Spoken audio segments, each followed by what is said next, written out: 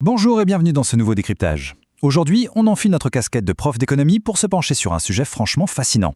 On entend très souvent aux infos que l'économie mondiale c'est le chaos absolu, qu'elle navigue à vue au gré des crises et de l'actualité. Eh bien la thèse qu'on va explorer aujourd'hui démontre exactement l'inverse.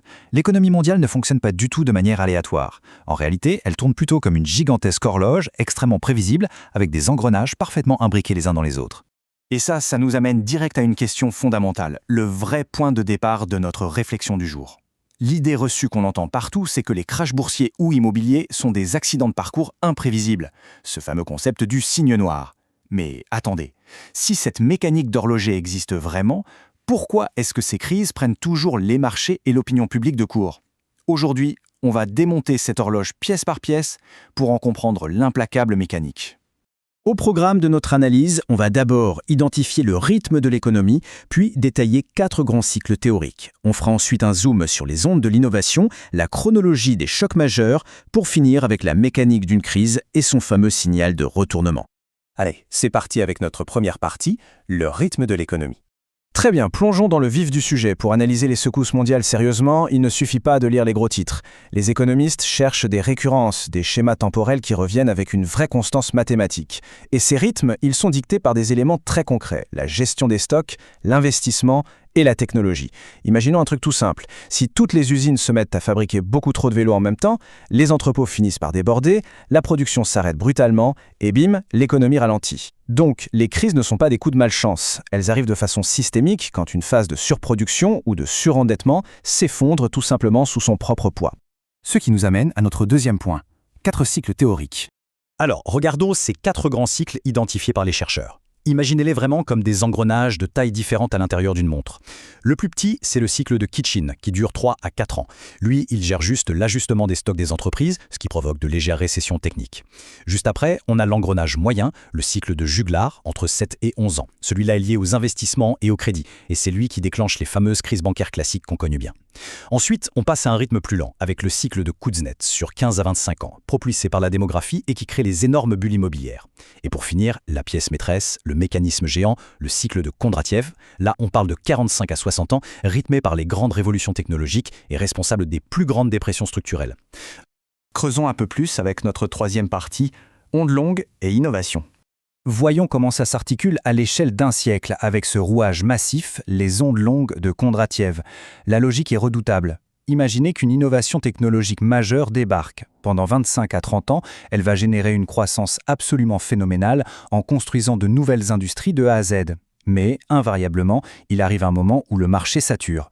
Et cette saturation, elle fige le système, ce qui déclenche une crise structurelle profonde. C'est une période de transition extrêmement douloureuse, c'est vrai, mais elle est absolument obligatoire pour nettoyer le marché avant de pouvoir surfer sur la vague suivante. Pour bien capter le concept, il suffit de jeter un œil à ces 5 vagues historiques. La première, propulsée par la machine à vapeur, s'est terminée par la crise des années 1830. La deuxième vague, dominée par le chemin de fer, nous a mené tout droit à la Grande Dépression de 1873. La troisième, l'ère de l'électricité, s'est achevée de façon ultra-violente avec le fameux crash de 1929. Ensuite, la quatrième, l'âge d'or du pétrole et de l'automobile, s'est enlisé dans la stagflation et les chocs pétroliers des années 70. Et enfin, la cinquième vague, celle d'Internet, a heurté un mur avec l'explosion de la bulle .com en 2000, suivie de très près par la crise des subprimes. Bref, chaque révolution finit tôt ou tard par atteindre son propre plafond de verre. Passons à notre quatrième point, chronologie des chocs majeurs. Alors que les ondes technologiques s'étirent sur les décennies, on a aussi des engrenages beaucoup plus petits et nerveux, les cycles de crédit de Juglar. Et là, la chronologie est implacable. Regardez bien, la mécanique financière ne prend jamais de pause. 1929, c'est l'effondrement bancaire systémique. En 1973, la fin de la convertibilité de l'or, amorcée en 71, vient percuter la flambée du pétrole. 1987 apporte le terrible lundi noir, rendu encore pire par l'arrivée des premiers systèmes de trading automatique. 10 ans plus tard, la crise asiatique de 97. À peine 3 ans après, la surévaluation du Nasdaq fait exploser la bulle .com. Sans oublier bien sûr 2008, avec la chute de Lehman Brothers qui a littéralement congelé le système interbancaire mondial. Il est indispensable de bien distinguer ces deux forces. D'un côté, on a la panique à court terme du cycle de Juglar. C'est d'une violence immédiate, avec des crashs brutaux et des paniques bancaires qui éclatent en un clin d'œil, un peu comparable au choc logistique et inflationniste de 2020. Et de l'autre côté, on a l'ajustement à long terme du cycle de Kondratiev. Là, c'est une transition lente, très laborieuse, qui s'étire sur des décennies, provoquée par une technologie qui a tout simplement fini par épuiser son potentiel. Nous voici à la 5e partie, la mécanique d'une crise. Et là, on arrive au cœur du problème, le fameux pourquoi du comment. Si on connaît ce rythme par cœur, pourquoi est-ce qu'on n'est jamais protégé? Décortiquons l'anatomie d'un cycle de crédit. L'étape 1, c'est l'expansion agressive du crédit. L'argent coule à flot, il est facile à emprunter.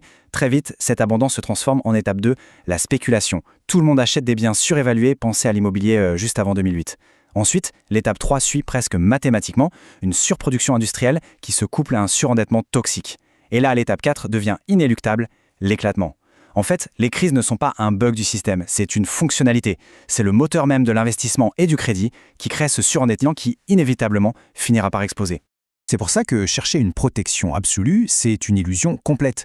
La crise, par définition, c'est la correction nécessaire. C'est le mécanisme de purge qui va éliminer les dettes toxiques, assainir les entreprises zombies et balayer les excès de surproduction. Tenter d'empêcher artificiellement une crise, souvent ça ne fait que repousser le problème et rendre l'explosion future encore plus dévastatrice. La crise, c'est tout simplement l'outil qui remet les compteurs de l'horloge à zéro pour permettre une nouvelle phase d'expansion saine. Ce qui nous conduit à notre dernière partie, le signal de retournement. Alors, est-ce qu'il existe un voyant rouge, une sorte d'alarme pour anticiper cette correction?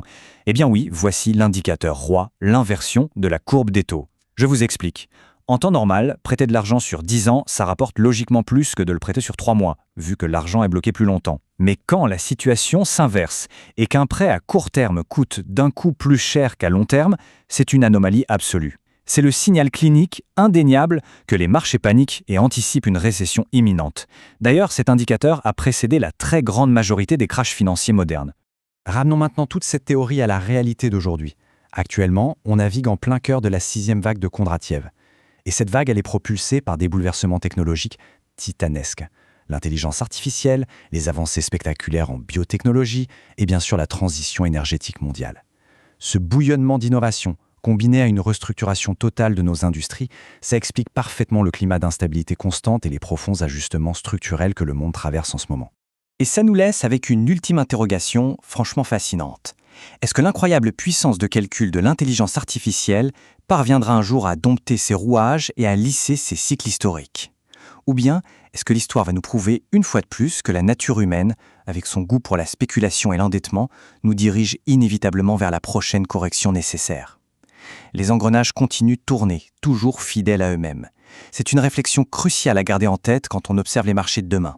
Merci à tous d'avoir suivi ce décryptage de notre grande horloge économique.